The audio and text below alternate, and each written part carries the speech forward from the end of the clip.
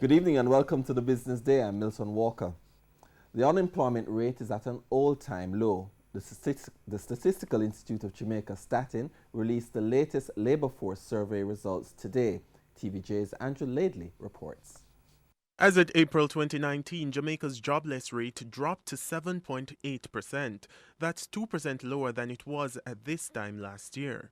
Statin says 29,900 more people were employed in April this year when compared to April 2018.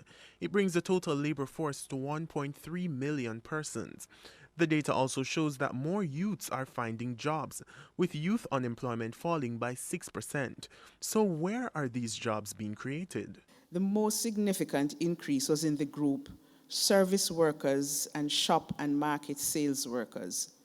There were 293,700 persons employed in this group, and this is an increase of 18,100.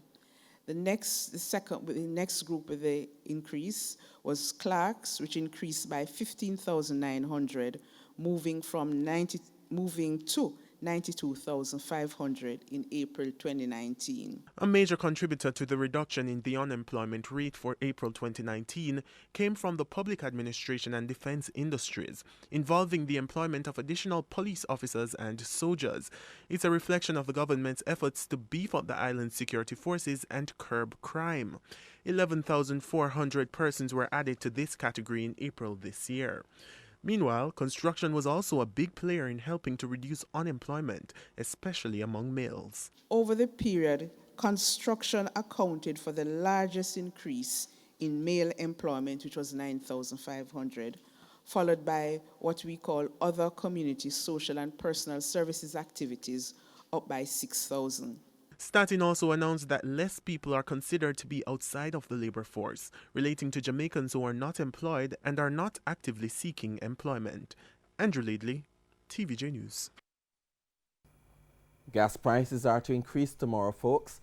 The Petrojam says the oil price movements were mainly influenced by production shortages in the Gulf of Mexico due to Tropical Storm Barry, a devaluation in the foreign exchange rate, and ongoing geopolitical tensions involving the United States, Iran, and Venezuela, which continue to restrict supply. A litre of E1087 will be sold for $134.98 a litre. E1090, $137.81 per litre. Automotive diesel will move up by $3.03 to sell for $135.65, while ultra-low sulfur diesel will sell for $139.48, up $3.01. Kerosene will increase by $3.03 to sell for $115.40 per litre. LPG propane is up $128 per litre to sell for $39.24, while butane is up by $164.54.92 per litre.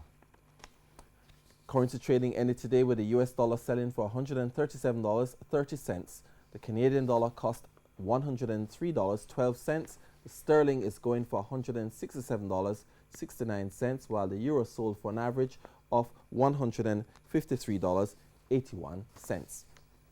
The JC index gained 7,203 points today, while the junior market index is up 31 points.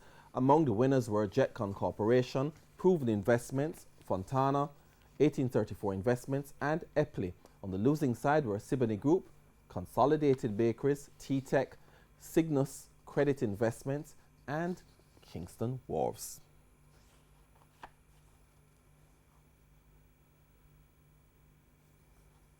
That's the Business Day. I'm Milton Walker. Good evening.